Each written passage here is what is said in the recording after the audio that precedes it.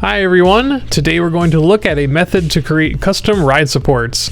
The standard steel coaster supports can sometimes look a little thin and unrealistic on larger rides.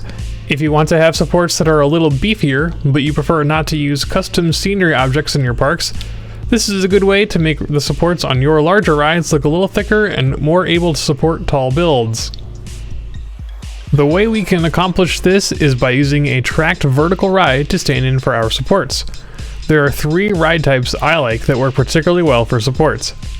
The observation tower, which is a thin round structure, the rotodrop, which is a thicker round structure, and the launch freefall, which has a square lattice structure.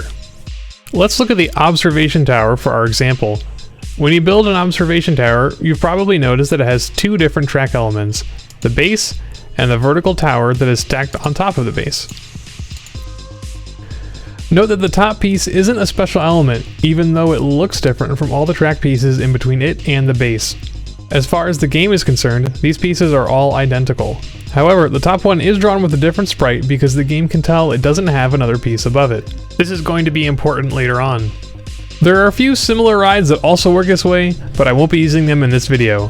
They are the elevator, which is basically the same as using steel latticework scenery, the inverted impulse coaster, which looks like the launch freefall but is a lot smaller and set off center, and the reverse freefall coaster, which is super thick, not symmetrical, and has extra track pieces that you have to hide. These ride types might be useful for you depending on context, but personally I'm not a huge fan of them for making ride supports most of the time. Alright, so here we have a hypercoaster in progress, and I want to replace some of these supports underneath the lift hill with the observation tower supports. So I have an observation tower that I've started building over here, and what we're going to do is we're going to copy pieces from the tower and put them under the chain lift. So using the tile inspector, we will select one of the vertical tower pieces from the observation tower, copy, and paste underneath the lift hill. So right away, obviously, we will notice that it turns into the sprite for the top of the observation tower, because as I mentioned earlier, according to the game, there's no piece above this one, so it thinks it is the top of the observation tower, so it draws the sprite accordingly. We'll fix that later.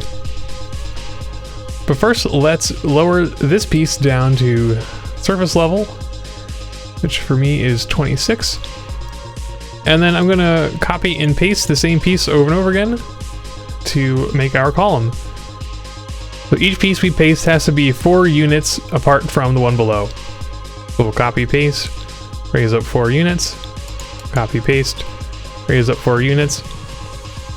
And you can see that each time we raise one up 4 units, the game realizes, oh, there's a piece of observation tower above the one below, so I'm going to draw using the middle sprite instead of the top sprite. So we'll finish building all the way up to the top. Now we want to have the top of our support be flat. We don't want to have it look like an observation tower. So we're going to keep building up a little bit higher until we have our observation tower pieces going all the way to the chain and then one piece beyond, and then we'll make the top piece invisible. And now you can see we have a nice flat top to our support. Now there's a problem here with how we've done this particular build in that the observation tower is a little bit too low. It's not quite lining up with the track like we would have hoped. So to me, that indicates that we probably need to move our observation tower stack back 1 tile so that it lines up a little bit more nicely. I'm going to do that right now.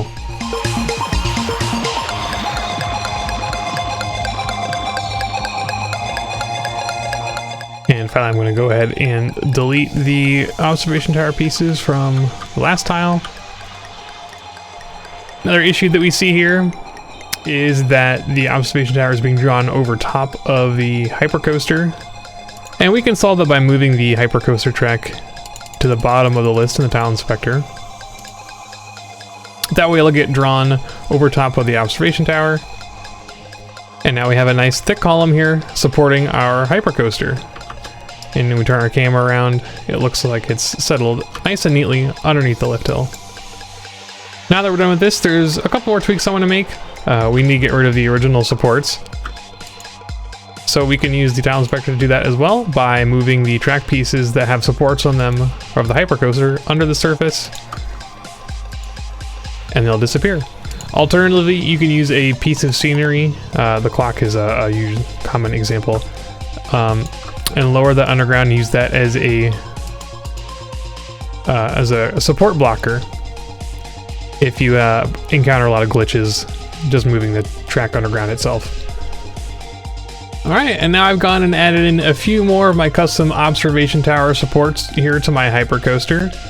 And just to show you again how this was done, we'll look at this highest point on the hill, and I have the original hypercoaster track piece all the way at the bottom of the tile inspector list underneath the surface.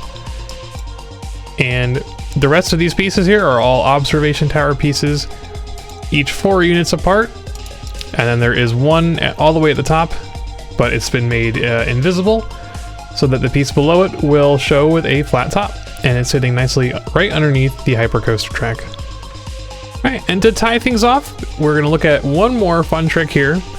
You can use the observation tower and the roto drop rides in conjunction with each other to make supports with large concrete footers.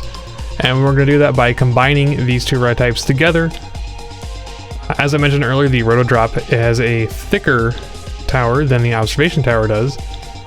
So what we're going to do is we're going to basically do the same exact technique as we did before, but we're going to use a roto drop piece for the very bottom and observation tower for the rest of it.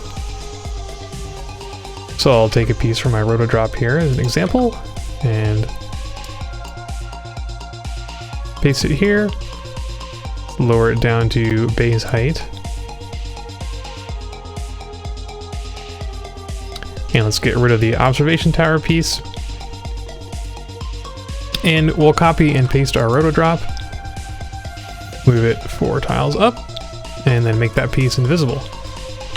And let's color this gray so it looks a bit more realistic. And there you go. Now we have a nice thick support with a larger concrete footer. Just keep in mind that this trick isn't necessarily going to work for your entire ride layout.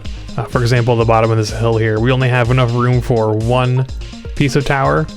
So I've used the observation tower here as there's no room for a larger concrete footer with the roto drop. So just keep that in mind. Think about what looks best for your ride. You may want to think about sculpting the terrain around your ride to make room for extra footers, but that's all up to you. And there you go. I hope this video was helpful and you learned something interesting. If there's something you'd like to see in the future, let me know in the comments.